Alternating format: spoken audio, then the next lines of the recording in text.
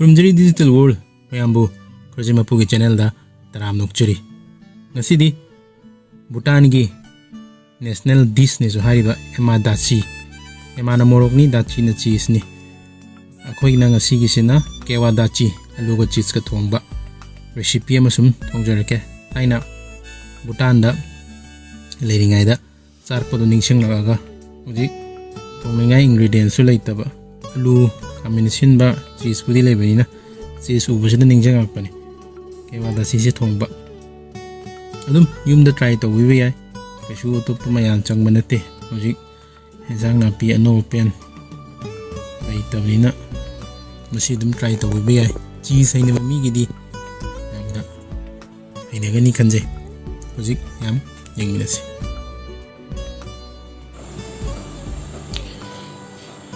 hojik koron de sing khaloroga singe thangachara adana isingje kitang sobo pada ngasigi thong thakpi hojjarage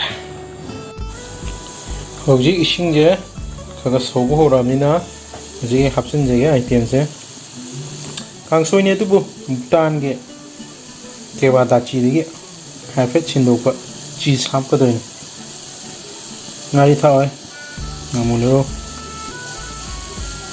kangwa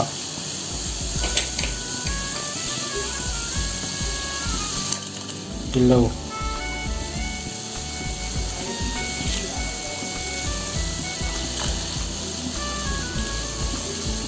kami sinda juga material sigi main item alu soiba kewa datshi Bhutan de kewa di alu datshi jina wa cheese ka tawa thomas ema datshi ha na morok ta thongba masih hapsala mau kerja apa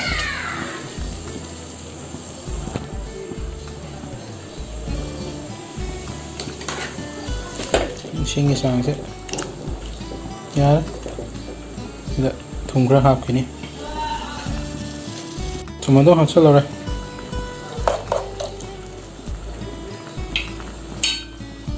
Hojik material sini sauce topper cheese cheese sang se yam happy ai spread cheese no it remains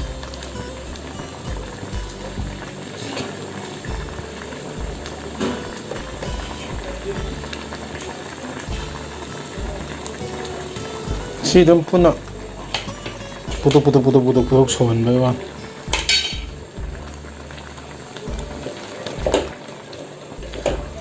Bhutan di sana cheese apa hinja siam se ada moi Bhutan gi noodles man ba mari yaw bam le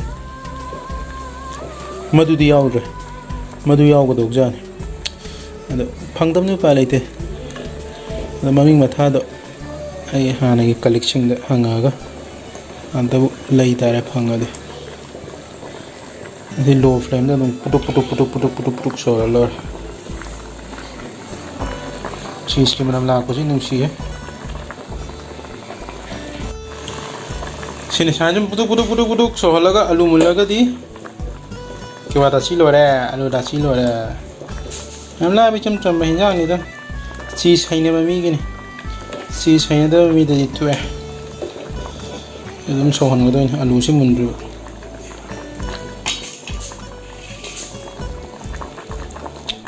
beans कले beans कापसला सुदम यार मोदी स्माइन चाय कांगचू की types इना ngamulo ju hap wan modi nga hap te only cheese ne alu ne khamin sim ne de to pa vegetable kami chen hap tab ju yaw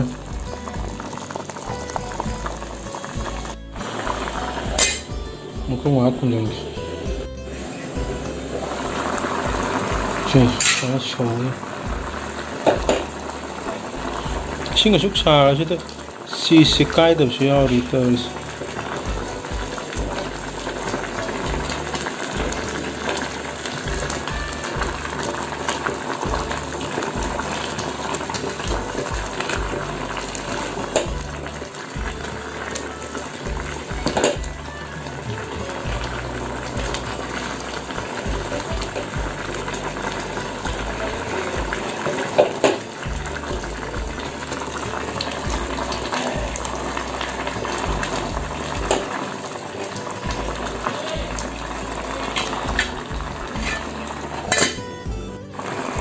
Ising kangay na ising asam kitang ngong haijalam.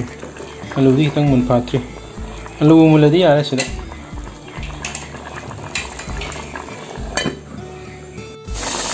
Alu mula di ara. Lalo ito. Alu dachi yun.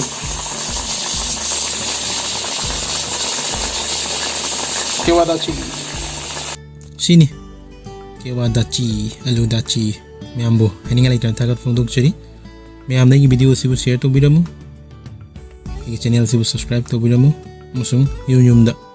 Kewa DATSHI muktang try tawraga comment ni biramu. Mau kamai tawge hab. Mayambo mukan thagat chari. Thank you once again.